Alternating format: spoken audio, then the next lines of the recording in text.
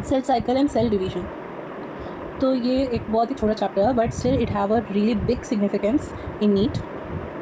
तो basically cell cycle आपका क्या होता है ना, उस सेल साइकिल बेसिकली एक सेल को 2 डॉटर सेल में डिवाइड होने के लिए जो प्रोसेस होते हैं, जो साइकिल में वो चलता है, जो रिपीटेशन होते हैं, उसे हम लोग सेल साइकिल बोलते हैं। जो एक parent cell same gene 2 daughter cell में इक्वली बांटता है, कोई पार्शियलिटी वहाँ नहीं होता है कि एक को ज़्यादा मिला या एक को कम, क्योंकि ये रिलेट करता है आपके म्यूटेशन में। अगर ऐसा कुछ होता है वो हम इंसान कर देते हैं पार्शियलिटी, बट हमारे cells they are really loyal with their daughter.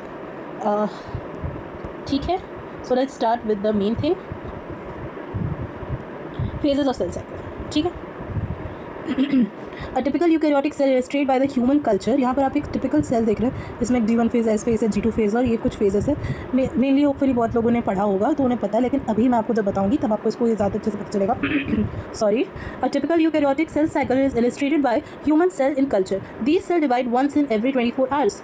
तो कोई अगर पूछेगा कि कब करते हैं, एवरी 24 आवर्स में करते हैं। ठीक है। This duration of cell cycle vary from organism to organism, from cell type. वो वेरी करता है, कोई 24 कर रहा है, कोई बैक्टीरिया कुछ सेकंड्स में करते हैं, कुछ मिनट्स में करते हैं, जैसे आपके ईस्ट वो 90 मिनट्स में करते हैं।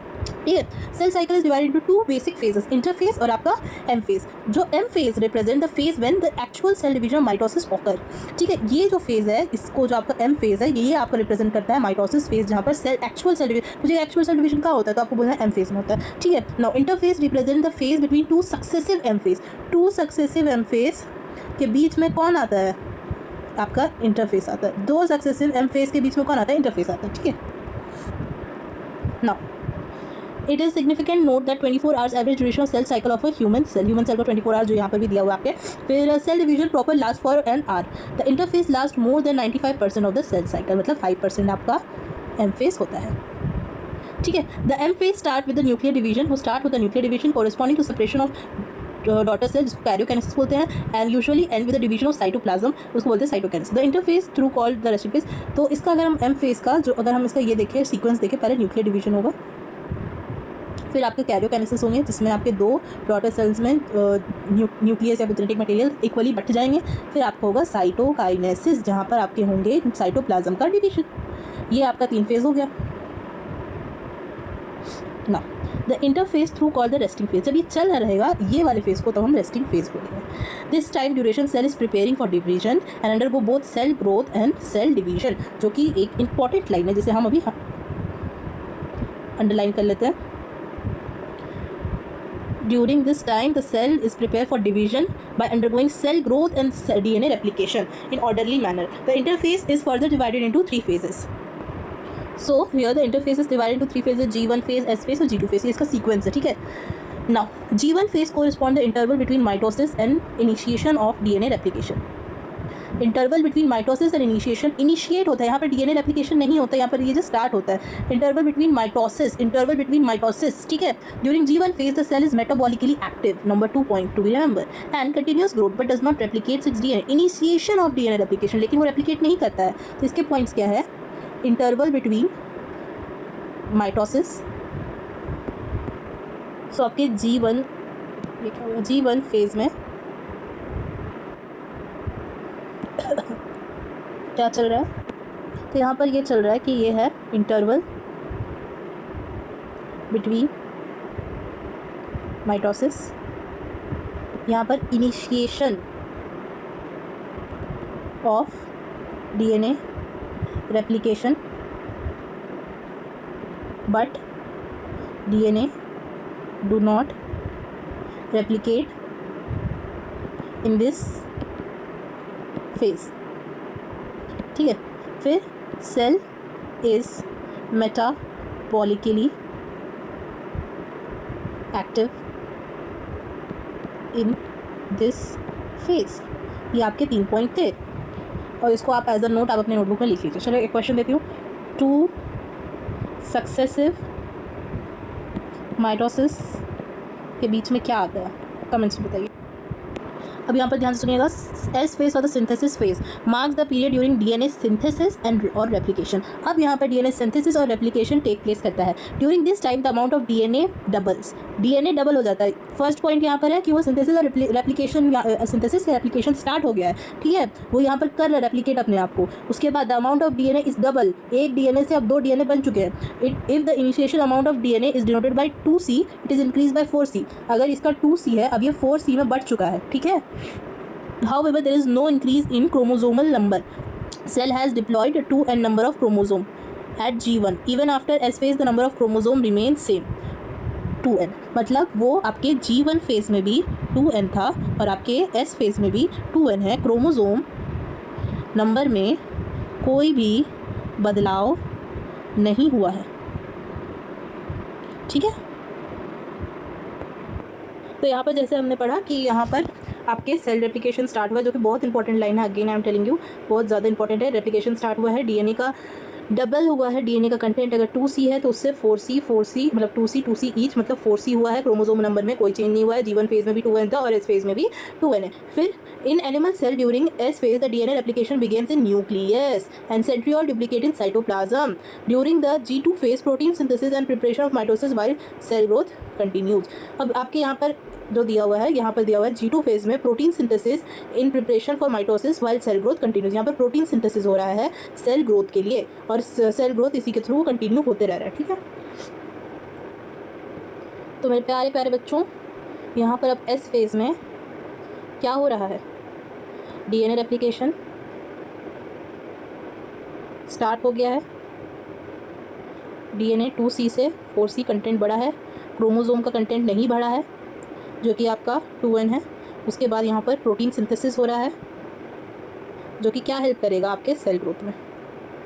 तो ये पॉइंट्स आपको याद रखने हैं, ठीक है। एनिमल सेल में आपके सेंट्रियोल का डिवीज़न साइटोप्लाज्म में होता है, ठीक है, और आपका डीएनए रेप्लिकेशन आपका न्यूक्लियस में। तो बहुत बेसिक सी बात है, ठीक है। अब हम चलते वापस, ये अगेन एक बहुत इंपॉर्टेंट पैराग्राफ में हम आ गए हैं।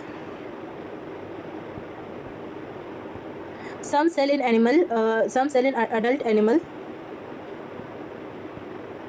do not appear to exhibit division, ठीक है। आपके हार्ट सेल हो गए, नर्व सेल हो गए, ये एग्जिबिट नहीं करते, दोबारा और मल्टीप्लाई नहीं करते, ठीक है। And many other cell divide only occasionally needed to replace when they are lost because of injury और cell death. These cells do not further divide and exit G1 phase and enter an inactive phase which is known as quiescent और G0 phase of the cell cycle. Cell in this stage remain metabolically active but no proliferate unless and until call, do not depend on the requirement of organism. तो जब ये sales का required नहीं होता है, जब ये लोग उतने वो अपना इंटरफेस कर लिया, वो G1 में नहीं घुस के वो G0 में चले जाते हैं, क्विसेंट फेज में, जहाँ पर वो ये हो जाते हैं, मतलब कि वो अभी मेटाबॉलिकली एक्टिव है। जब रिक्वायरमेंट है तो ये दोबारा से ये हो जाएंगे, मतलब फिर से G1 फेज में घुस जाएंगे। लेकिन अगर ये रिक्वायरमेंट नहीं है, ये एक्टिव है लेकिन ये जाएगा नहीं। लेकिन हार्ट और नर्व सेल के केस में उल्टा होता है, परमानेंटली इनएक्टिव हो जाते हैं वहाँ पर, ठीक है। आपको कोई भी डाउट होगा प्लीज़ कमेंट में बताइएगा। फिर in animal mitotic cell division only seen in diploid somatic cells, diploid somatic cells में होते हैं आपके cell division। however there are few exception in which haploid cell divide in mitosis, for example male honeybee, जो कि आप लोग अगर PIV पढ़े हैं तो आप लोग को बहुत अच्छे से पता होगा, haploid diploid diploid, ठीक है। against this the plant can show mitotic division in both haploid and diploid cell। now M phase, तो ये पार्ट इतना बोल सकते हैं सही नहीं रहेगा अभी बताना, हैप्लॉइड डिप्लॉइडी, जिन्हें पता है वेल एंड गुड, नहीं तो आप इतना याद रखिए कि एक एक्सेप्शन है मेल हनी बी में, और नहीं तो ये सिर्फ डिप्लॉइड सोमैटिक सेल्स में होता है, ठीक है। नाउ एम फेज, कौन सा कलर ऊपर लेते हैं। This is the most dramatic period of cell cycle, involve a major reorganisation of virtual of all the component of cell since the number of chromosome in parent progeny cell is same. This is called the equational division. M phase को हम बोलते हैं equational division, क्योंकि parent cell और progeny cell में आपके मतलब same amount of content जा रहा है, इसीलिए, क्योंकि आपके ये नहीं हो रहा है ना कि पैरेंट के पास कम है और जो प्रोजेनी सेल उसके पास ज़्यादा आ जा रहा है, इसमें इक्वेशनली मतलब इक्वली डिवाइड हुआ है। Through the convenience of the cell mitosis it is divided into 4 stages, prophase, metaphase, anaphase, telophase, ठीक है। अब in the nuclear division karyokinesis is very easy to understand, progressive karyokinesis involve. तो ये basically karyokinesis आपके nucleus में हो रहे हैं, जो कि है प्रोफेज, मेटाफेज, एनाफेज। तो चलिए शुरू करते हैं prophase. So let's start with prophase, जो कि बहुत इंपॉर्टेंट है, इसीलिए मैंने इसे प्रॉपर्ली अच्छे से हर इंपॉर्टेंट पॉइंट को हाईलाइट कर दिया। Prophase which is this first phase of karyokinesis, जिसमें माइटोसिस फॉलोड, आपके पहले G1 phase follows the S phase and G2 phase. G1 phase के बाद आपके prophase, S phase and G2 phase of interphase. In S phase and G2 phase the new DNA molecule form are not distinct but intertwined, ठीक है, अलग अलग नहीं है लेकिन इंटरवाइंडेड है। Prophase is marked by the initiation of condensation of chromosomal material. Prophase is marked by the initiation of condensation, जो chromosomal material उसका कंडेंसेशन हो रहा है अभी start. The chromosome material become untangled during the process of chromatin condensation. अब जब ये condense हो रहा है तो धीरे धीरे ये खुल भी रहा है ताकि ये प्रॉपरली कंडेंस हो पाए। कंडेंस हो रहा है, क्रोमैटिन अपने अपने में कंडेंस हो रहा है, लेकिन क्रोमोसोम अनटैंगल होता जा रहा है। The centrosome which had undergo duplication during S phase of interphase now move to the opposite axis। ये सपोज आपका सेल है, आपका जो साइटोप्लाज्म में S phase में डिवाइड हो रहा था ना, अब वो मुड़ गया है आपके किसमें, पोल्स के तरफ चला गया आपका सेंट्रोसोम्स, ठीक है। नाउ एंड अपोजिट पोल्स, दोनों अपोजिट पोल्स में चला गया है। अब द क्रोमोसोमल मटेरियल, अब इसमें बेसिकली हो क्या रहा है, chromosome material condense to form compact mitotic chromosome.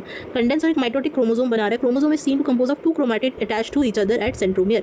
Centromere से अटैच है 2 क्रोमैटिड, आपका सेंट्रोमियर है। सेंट्रोसोम्स और सेंट्रोमियर को आप कंफ्यूज मत करिएगा, सेंट्रोमियर हम लोग आगे पढ़ेंगे। जिस पार्ट से क्रोमोसोम सिस्टर क्रोमैटिड अटैच होता है उसको हम सेंट्रोमियर बोलते हैं। Centromere which undergo duplication during interphase begin to move towards opposite pole. अब जो सेंट्रोमियर अपोजिट पोल में वो अपने एस्टर्स फॉलो करेंगे, स्पिंडल फाइबर, ठीक है। हाँ, तो यहाँ पर लिखा begins to move in opposite pole, each centrosome radiate a microtubule. ये क्या है, माइक्रोट्यूब्यूल है, उसको बोलते हैं aster. The 2 aster together with spindle fibre form a mitotic apparatus. Spindle fibre के साथ ये माइक्रोट्यूब्यूल मिलकर एक आपके माइटोटिक एपैट्रस बनाएंगे। माइटोटिक एपैट्रस में क्या होता है, 2 ester plus spindle fibre.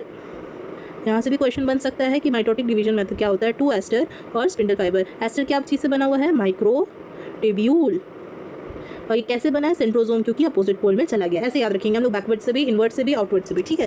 Now the cell at the end of prophase when viewed under the microscope do not show Golgi complex, endoplasmic reticulum, nucleus और न्यूक्लियर एनवेलप। GENNM नहीं दिखाता है ये, GENNE, जीनी अब ये नहीं दिखाएगा, ठीक है।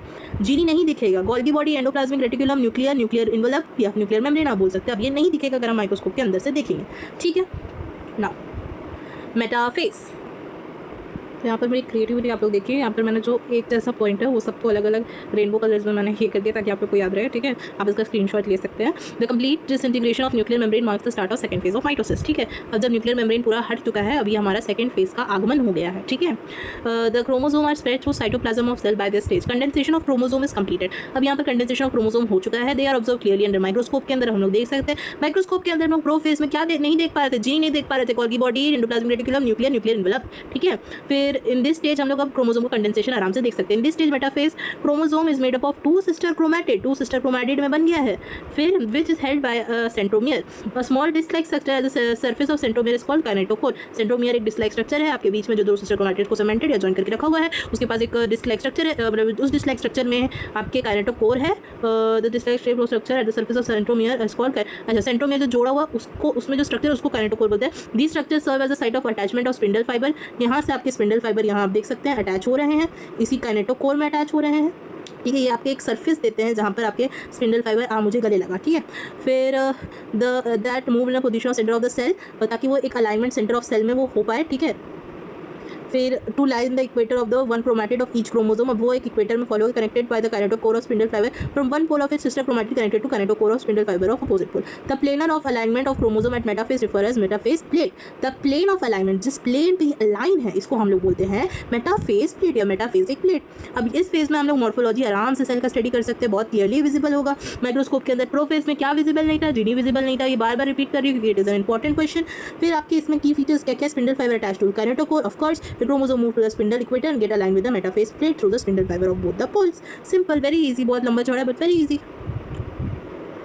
एनाफेज, अब एनाफेज कैसे स्टार्ट होता है, chromosome arrange in metaphasic plate. जो क्रोमोसोम यहाँ पर आपके मेटाफेजिक फेज में थे अब वो लोग टूट जाते हैं। जो आपके ऐसे ऐसे क्रोमोसोम थे ना, ये अब आधा आधा में कुछ ऊपर और कुछ नीचे ऐसे बट जाते हैं, जो कि 2 डॉटर क्रोमैटिड में होते हैं। फर्दर ये जो 2 डॉटर क्रोमैटिड है वो 2 डॉटर न्यूक्लियाई को बर्थ देते हैं या फिर डिवाइड करते हैं। Begin this migration towards the 2 opposite poles as each chromosome moves away from the equatorial plate. The centromere of each chromosome remain direct towards the pole and hence at leading edge with the arm of chromosome trailing behind. Thus anaphase is characterised by centromere split and chromatid separate. Centromere और chromatid separate हो रहा है, chromatid move to the opposite pole. अब ये वाले part का आप लोग बोलो कि इसका क्या मतलब है, इतना लंबा चौड़ा इंग्लिश लिखा हुआ है, ठीक है। मैं आपको ईजी शब्दों में समझाती हूँ। सो बेसिकली इस लाइन का ये मतलब है कि जो इक्वेटोरियल प्लेट में जो आपके क्रोमोसोम थे वो सेंट्रोसोम की तरफ जाके मुड़ जाते हैं और आपका जो सेंट्रोसोम है वो पोल के पास है और ये इस तरफ उल्टे डायरेक्शन में आपके दो डिवाइड हो जाते हैं, ठीक है, एक दूसरे को उल्टा फेस कर रहे हैं, ठीक है। तो इसका मतलब वही है कि दोनों इक्वली उसमें जो कंटेंट है वो डिवाइड हो रहा है दोनों आर्म्स के बीच में। वही है कि वो माइग्रेट कर दिया अपोजिट पोल्स में और each chromosome move away from the equatorial, जो इक्वेटोरियल प्लेट के से हटे हैं। The centromere of each chromosome remain directed. जो सेंट्रोमियर है वो डायरेक्टेड है आपके जो भी पोल है उसके पास में, और जो लीडिंग एज है वो उसके पीछे पीछे है, जो लीडिंग एज है उसके पीछे पीछे आर्म है और वही, और उसके पीछे है वही लिखा हुआ ट्रायलिंग बिहाइंड, ठीक है। फिर इसका मेन की इवेंट है chromosome split and chromatid separate. Centromere splits, centromere टूट गया और क्रोमाटिड सेपरेट हो गया, chromatid move to the opposite pole. और आपको सबका डायग्राम देखते हुए चलना है, ठीक है। हम लोग टेलोफेज तक क्लास रखते हैं आज के लिए। इसमें दिया at the beginning of final stage of karyokinesis the telophase the chromosome that have reach the respective pole decondense and lose their individuality. फिर से एक बार very important line, very important line, at the beginning of final stage of karyokinesis, जब begin हो रहा है karyokinesis, telophase the chromosome that have reach their respective poles, chromosome जो अपने रिस्पेक्टिव पोल्स में पहुंच गए वो अपने इंडिविजुअलिटी लूज कर देते थे। Individual chromosome no longer seen in the set, the chromatin material tend to collect at the two poles. अब आपको दो आर्म्स नहीं दिखेंगे, अब आपको क्रोमोसोम्स क्रोमैटिन मटेरियल दिखेगा, वो अपना इंडिविजुअलिटी लूज कर दिया। Chromosome cluster at the opposite spindle pole and their identity is lose. यहाँ पर क्लस्टर बना दिया क्रोमैटिन का क्रोमोसोम अब अपना इंडिविजुअलिटी लूज कर दिया। Nuclear inlet develop around the chromosome cluster and each pole forming two daughter nuclear, nucleolus Golgi body and ER reforms. अब से ये फिर से दिखने लग गया है, ठीक है। यहाँ पर आपका यही बात है कि वो क्लस्टर हो गया है, क्रोमैटिन अब दिख रहा है, क्रोमोसोम अपना आइडेंटिटी लूज कर चुका है, न्यूक्लियर इन्वेलप डेवलप हुआ अराउंड द क्रोमोसोम क्लस्टर। इसके यहाँ पर पास में आपके न्यूक्लियस इन्वेलप डेवलप हुआ है, किसी भी साइड इतना 3-4 ऑफ कोर्स नहीं हुआ होगा, जो कि daughter forming two daughter nuclear, two daughter cell नहीं है, टू डॉटर क्रोमोसोम नहीं है, टू डॉटर न्यूक्लियाई है, टू डॉटर न्यूक्लियाई। और कहाँ लिखा हुआ था मैम? To daughter nuclei. अब आपका यहाँ पर दिया हुआ था एनाफेज में, कहाँ चला गया? इस लाइन का मतलब यही था, उस समय मैं इसीलिए आपको नहीं समझाई थी कि daughter chromosome of the future daughter nuclei, ठीक है। तो आज के लिए इतना ही, अब नेक्स्ट पार्ट के लिए फॉलो करें, सब्सक्राइब करिए, बाय।